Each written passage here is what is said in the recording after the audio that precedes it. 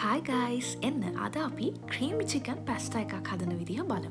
මම ඉස්සල්ලම මගේ චිකන් ටික හොඳට මැරිනේට් කරගත්තා. මම මේකට සෝය සෝස්, ඔයිස්ටර් සෝස්, එතකොට ලුණු, ගම්බිරිස්, මිරිස් කුඩු, ජින්ජර් ගාර්ලික් පේස්ට් හැමදේම දාලා හොඳට අතගාගෙන තියාගත්තා. ඊට පස්සේ මම මුලින්ම හොඳට වතුර එකක් නටව ගත්තා. වතුර ටික හොඳටම නැටුවට පස්සේ අපි අපේ පැස්ටා ටික එකට එකතු කරගමු.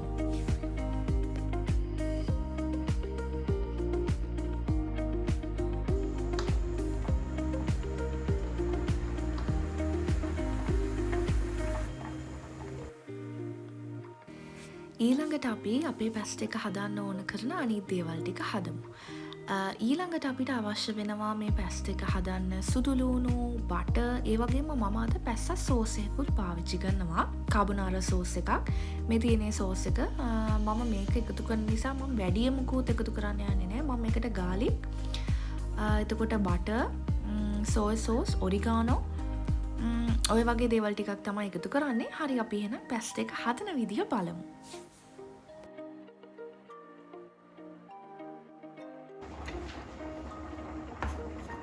මුලින්ම අපි අපේ ගාලික් ටික හොඳට හීනි වෙන්න හොඳටම චොප් කරගමු.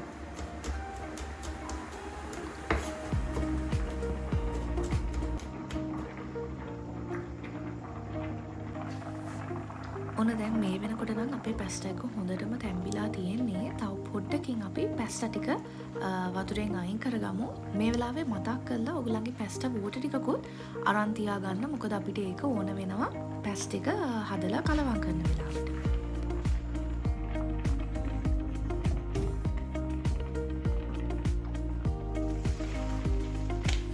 හරි. එහෙනම් දැන් අපි වැඩේ පටන් ගමු. මුලින්ම රත් වෙච්ච පෑන් එකට මම හොඳට බටර් ටිකක් එකතු කරගන්නවා.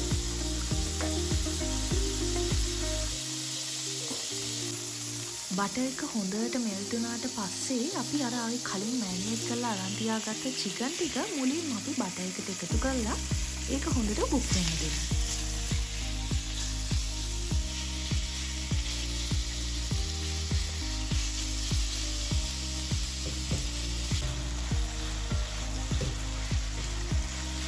චිකන් එක බාගෙට වගේ කුක් වෙලා තියෙන්නේ. ඔයගලන්ට පේනවනේ කලර් එක වෙනස් වෙලා. දැන් මේක කුක් වෙන ගමන් තියෙන්නේ.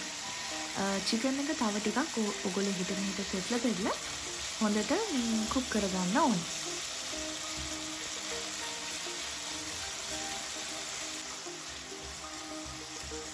චිකන් එක හොඳටම කුක් වුණාට පස්සේ අපි චිකන් ටික ආපහු පෑන් එකකින් වෙන භාජනයකට අයින් කරගන්නවා.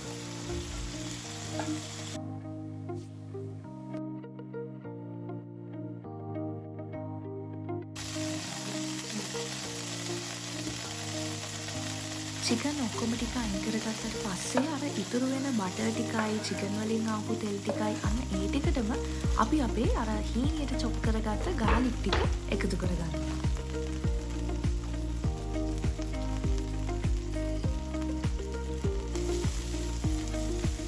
ගාලික් ටිකත් හොඳට වැදීගෙන එනකොට අපි ගාලික් ටිකත් හොඳට කලවම් කරලා ඊළඟට අපේ අර පැස්ටා සෝස් එක එකතු කරගන්නවා. පැස්ටා සෝස් එක එකතු කරගන්න කලින් මම මෙතනදී පාම් පිටි ටිකක් මේ ගාලික් එකට ඇඩ් කරගන්නවා. ගාලික් එකට පාම් පිටි ටිකක් ඇඩ් කරාට පස්සේ ඔයගොල්ලෝ ළඟ තියෙනවා නම් ෆ්‍රෙෂ් මිල්ක් ටිකක් එකතු කරගන්නත් පුළුවන්. හැබැයි අද මගේ ගෙදර ෆ්‍රෙෂ් මිල්ක් තිබ්බේ නැති නිසා මම මේ ගාලික් ටිකට පාම් පිටි ටිකක් ඇඩ් කරාට පස්සේ පැස්ටා බෝටර් ටිකක් තමයි එකතු කරගන්නේ.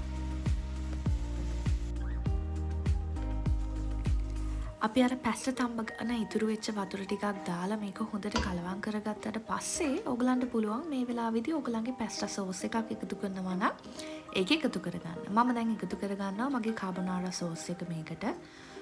කාබෝනාරා සෝස් එකත් හොඳට එකතු කරලා මේක හොඳට මික්ස් කරගන්න තමයි තියෙන්නේ. මේ සෝස් එකේ ඇත්තටම චීස්, අනියන්, එතකොට ඔරිගානෝ මේ හැමදේම තියෙනවා. නමුත් මම රසය තව ටිකක් වැඩි කරගන්න ඕන නිසා වෙනමත් ඔරිගානෝ ටිකක් මේ සෝස් එකටම එකතු කරගන්නවා.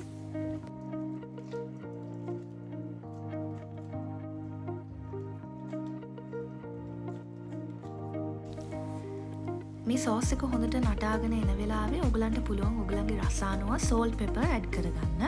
මම මේ වෙලාවේ ලුණු ගම්බිරිස් මට මගේ රස අනුව මේ වෙලාවේ මම එකතු කරගන්නවා මගේ පැස්ටා සෝස් එකට.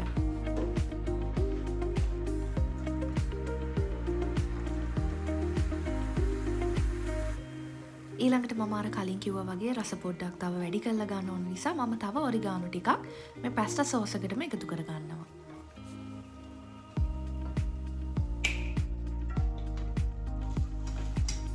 ඊට පස්සේ මේ ඔක්කොම හොඳට මික්ස් කරලා අපි අර කලින් බැදගත්ත චිකන් ටිකත් මේ සෝස් එකටම එකතු කර ගන්නවා. ඊට පස්සේ මේ හැමදේම හොඳට මික්ස් කරලා අර චිකන් ටිකත් තව ටිකක් වෙලා පැස්ටා සෝස් එකේ කුක් වෙන්න ඉඩ දෙනවා. මොකද එතකොට තවත් ෆ්ලේවර්ස් පැස්ටා සෝස් එකට එකතු වෙන නිසා අපි පොඩි වෙලාවක් බැදගත්ත චිකන් ටික පැස්ටා සෝස් එකේ ඇතුළෙත් කුක් කරනවා.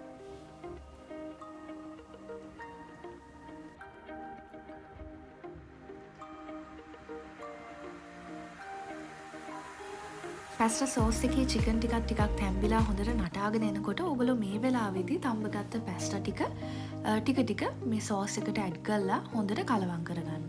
මේ වෙලාවෙත් ඔයගොල්ලෝ පැස්ටා සෝස් තව ටිකක් ඉතුරු පැස්ටා සෝස් නෙමෙයි පැස්ටා තඹපු වතුර තව ටිකක් ඉතුරු කරගන්න ඕනේ. මොකද මේ සෝස් එකක් දැම්මට පස්සේ මේක අපි හදන්නේ ක්‍රීමි චිකන් පැස්ටා එකක්නේ. එතකොට පැස්ටා එක ගොඩක් තික් වෙනවා. අපි පැස්ටා දාලා කලවම් කරන්නේ.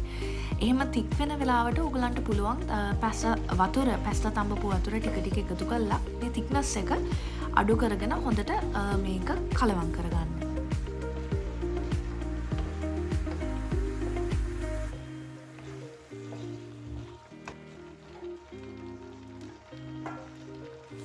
මේ තියෙන ඉතින් හොඳට මික්ස් කරගත්ත මගේ පැස්ටා එක දැන් ඔයගලන්ට පේනවා ඇති අර තිබ්බ තික්නස් එක පොඩ අඩු කරලා තියෙන්නේ අර පැස්ටා තඹපු වතුර පොඩ දාලා මේක කලවම් කරද්දී තමයි අර ලොකුවට තියෙන ක්‍රීමි තික්නස් එක අපි අඩු කරගන්නේ.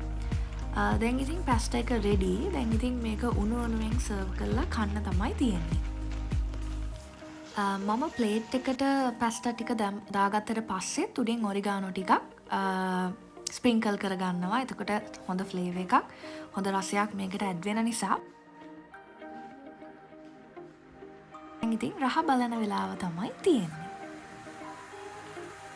මගේ හස්බන්ඩ් කාලා බලලා කිව්වා ඇත්තටම පැස්ටා එක හොඳයි කියලා. ඕගොල්ලෝ try කරලා බලන්න. Thank you for watching. Bye.